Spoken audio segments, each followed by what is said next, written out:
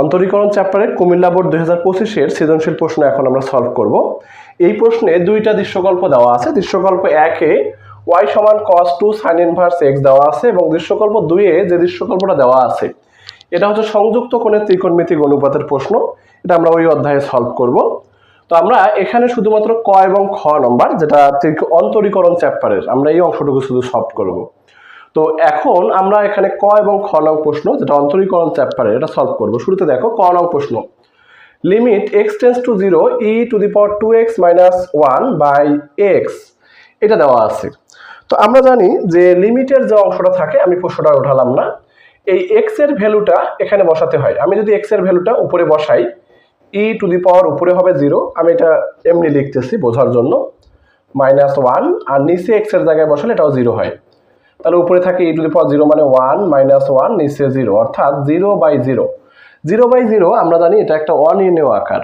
তো অনির্ণেয় আকার যদি কোনো ফাংশন থাকে, সেই আকারটাকে আমাদের আগে অপসারণ করতে হয়, বা এক্সটাকে যে কোনোভাবে ক্যালকুলেশন করে যেন এই আকারটা না থাকে সেই আকারে নিয়ে আসতে হবে।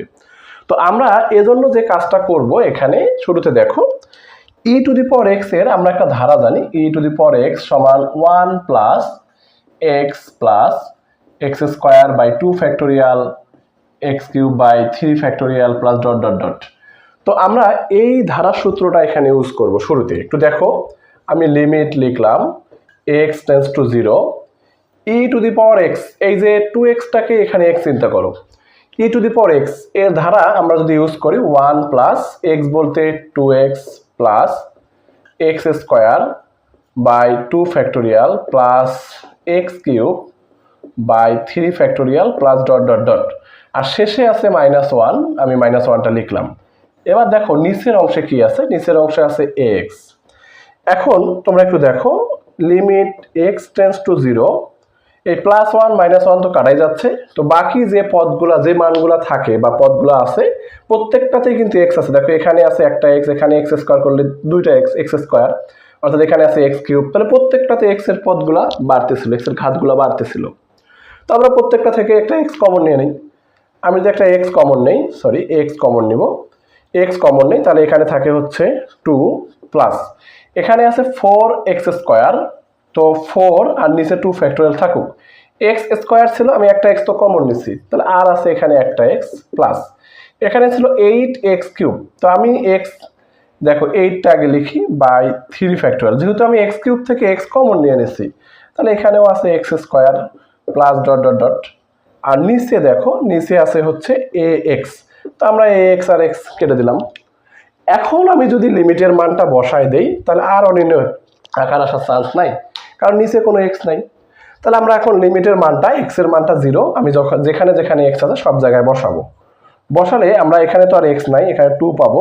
এখানে যদি আমি x এর জায়গায় 0 বসাই, 0-এর সাথে যাই গুণ ভাগ করা হোক, এটা 0 আসতেছে, 2 ফ্যাক্টোরিয়াল এটা দ্বারা আমি ভাগ করি, তাহলে হচ্ছে 0। এখানে আমি x বসাই, যদি এই মানটা দ্বারা গুণ করে নেই বা ভাগ করে নেই, তাহলে 0 প্লাস ডট ডট ডট, এখানে যতগুলা পদ আছে x এর যে ঊর্ধ্ব ঘাত সম্মুখিত যে পদগুলো আছে সবগুলাই 0। তাহলে নিচে থাকে কত, নিচে a, অর্থাৎ আমি যদি 0 এই 2 এর সাথে যতগুলা 0ই এখানে যোগ করি না কেন, সবগুলা 0 যোগ করলে আমাদের ফলাফল হয় 2/a, অর্থাৎ এই লিমিটিং ভ্যালুটার অ্যান্সার হচ্ছে 2/a। খ নং প্রশ্নটা একটু মনোযোগ দিয়ে দেখো, এখানে দৃশ্যকল্প 1 এর সাহায্যে দেখাও যে 1 minus x square by d square y by dx square minus x into dy dx plus 4y সমান 0, এটা প্রমাণ করতে বলছে খ নম্বরে। তো দৃশ্যকল্প 1-এ যে y দেওয়া আছে, আমি শুরুতে একটু লিখি, y সমান cos 2 sin ইনভার্স x, আমি y এর মানটা লিখলাম। তো এই ডিওয়াই ডিএক্স দ্বারা কি বোঝাচ্ছে, আমরা জানি একটা ফাংশন যদি y সমান f অফ x হয়, তাহলে এটাকে একবার অন্তরীকরণ করলে হয় y1, বা ডিওয়াই ডিএক্স লিখি আমরা f ড্যাশ অফ x, অর্থাৎ ডিওয়াই ডিএক্সটা হচ্ছে একবার অন্তরীকরণ, এই y এর একবার অন্তরীকরণ, এবং d square y by dx square এটা দ্বারা বোঝায় দুইবার অন্তরীকরণ, y2 দ্বিতীয়বার অন্তরীকরণ করলে হয় d square y dx square সমান f double dash of x, অর্থাৎ y এর যে ফাংশনটা আছে তাকে দুইবার অন্তরীকরণ করলে যে মানটা পাই সেটাই হচ্ছে মূলত d square y by dx square. তো আমি লেখার সময় এটা একটু লেখার সুবিধার জন্য এই ডিওয়াই ডিএক্স কে লিখবো y1, আর d square y by d x স্কোয়ারকে লিখবো y2, পরে আমি মানটা আবার বসাই দেবো। তো আমরা এটাকে প্রথমে একবার অন্তরীকরণ করি। y কে অন্তরীকরণ করলে আমরা জানি হয় y1 cos x, x এর সাপেক্ষে যেহেতু আমরা অন্তরীকরণ করতেছি, তাহলে cos x কে অন্তরীকরণ করলে আমরা জানি আসে মাইনাস sin x, অর্থাৎ x বলতে আমরা বোঝাচ্ছি এই মানটা। cos এইটা হচ্ছে x, এই মানটা হচ্ছে x, cos x কে অন্তরীকরণ করলে হয় মাইনাস sin x, কিন্তু আমি যাকে x বলছি সেটা যেহেতু x না, এটাকে আবার অন্তরীকরণ করতে হবে। তো আমরা এটাকে একটু আবার অন্তরীকরণ করব, d dx 2 sin inverse of x, তাহলে ক্যালকুলেশন করলে থাকে minus sin 2 sin inverse x। আচ্ছা, 2 একটা ধ্রুবক সংখ্যা, ঠিক থাকবে। sin ইনভার্স x এটাকে অন্তরীকরণ করলে হয় 1 by root over 1 minus x square. এটা আমরা জানি যে sin ইনভার্স x এর অন্তরীকরণের ফলাফল। তো আমাদের বাম পক্ষে কিন্তু y1 আছে, তাই না? আমরা y1 করছি।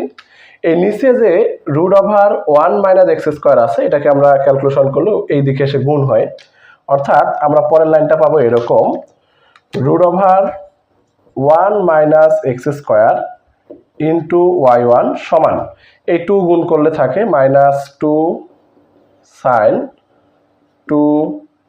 sin inverse x।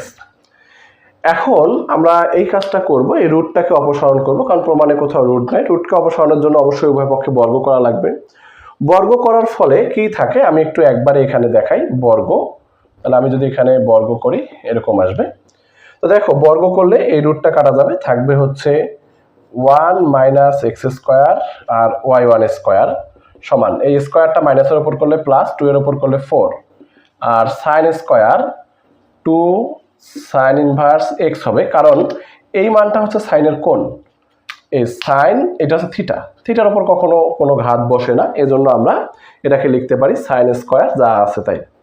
তো এখন তোমরা একটু লক্ষ্য করো, এটাকে আমরা আবার অন্তরীকরণ করব, তার আগে একটু ছোট করে নিব। ছোট করে কিভাবে দেখো, এইদিকে আর কোনো ক্যালকুলেশন নাই আপাতত, এই জায়গায় 4 আছে। একটু লক্ষ্য করো, সাইন স্কোয়ার থিটা, তো আমরা সাইন স্কোয়ার থিটা ত্রিকোণমিতির সূত্র জানি 1 মাইনাস কজ স্কোয়ার থিটা। আমি 1 মাইনাস কজ স্কোয়ার থিটা আনবো এই কারণে, এই y নিয়ে আসার জন্য।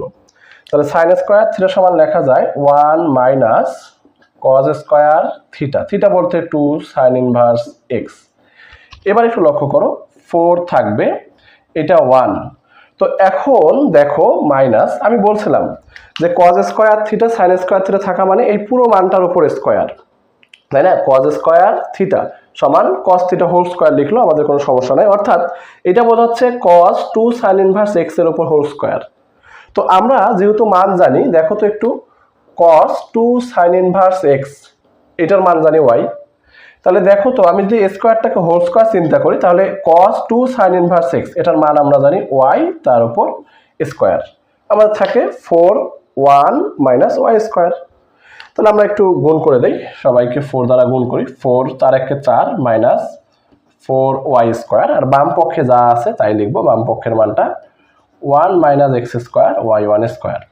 এখন এটাকে আর একবার পুনরায় অন্তরীকরণ করব। তো তোমরা একটু লিখবা যে পুনরায় অন্তরীকরণ করে, এটা ইউ, এটা ভি, ইউ ভি এর সূত্র পড়তেছে এখানে, দেখো এই অংশটা ইউ আর এই অংশটা ভি। ইউ ভি এর সূত্র করলে আমরা জানি ইউকে রেখে, অর্থাৎ 1 মাইনাস এক্স স্কোয়ারকে রেখে পরেরটার অন্তরীকরণ, y1 স্কোয়ারকে অন্তরীকরণ করলে হয় 2y1, যেহেতু এটা x ছিল না y1 ছিল, x এর সাপেক্ষে অন্তরীকরণ করছি, তো y1কে আবার অন্তরীকরণ করতে হয়, আর একবার অন্তরীকরণ করলে হবে y2 প্লাস, এবার ভি ঠিক থাকবে, অর্থাৎ এইটুকু ঠিক থাকবে, y1 স্কোয়ার ঠিক থাকবে, এটাকে অন্তরীকরণ, এই যে ইউকে অন্তরীকরণ, একবার ইউকে রেখে ভি এর অন্তরীকরণ, এবার ভিকে রেখে ইউ এর অন্তরীকরণ করব।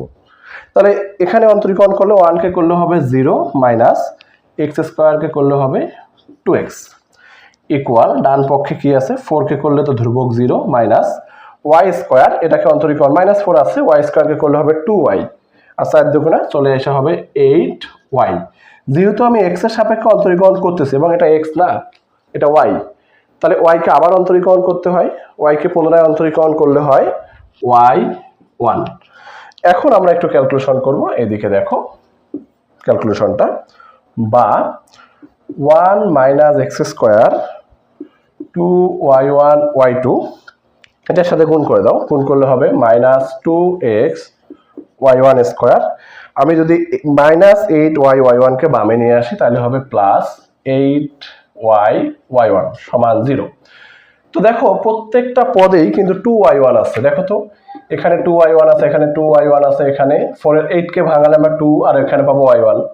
তো সবাইকে যদি আমি 2y1 দ্বারা ভাগ করি আমাদের ফলাফলটা থাকে 1 - x স্কোয়ার। 2y1 চলে যাবে, থাকবে y2 মাইনাস 2 যাবে y1 যাবে, 2y1 গেলে থাকবে x আর একটা y1 থাকবে x y1 প্লাস 2 যাবে y1 যাবে, তাহলে 2 গেলে এখানে থাকবে 4, y1 গেলে থাকবে y সমান 0। তো আমি শেষে এই y1 y2 এর যে মানটা জানি, y1 সমান dy dx, y2 সমান d square y by dx square, এটা একটু বসাই দেব লাস্ট লাইন। তাহলে 1 - x স্কোয়ার, y2 হচ্ছে d square y dx square minus x, আর y1 হচ্ছে dy dx প্লাস 4y সমান 0। তো আমাদের এই মানটাই মূলত প্রমাণ করতে বলছিল, 1 - x square d square y by dx square minus x dy dx plus 4y।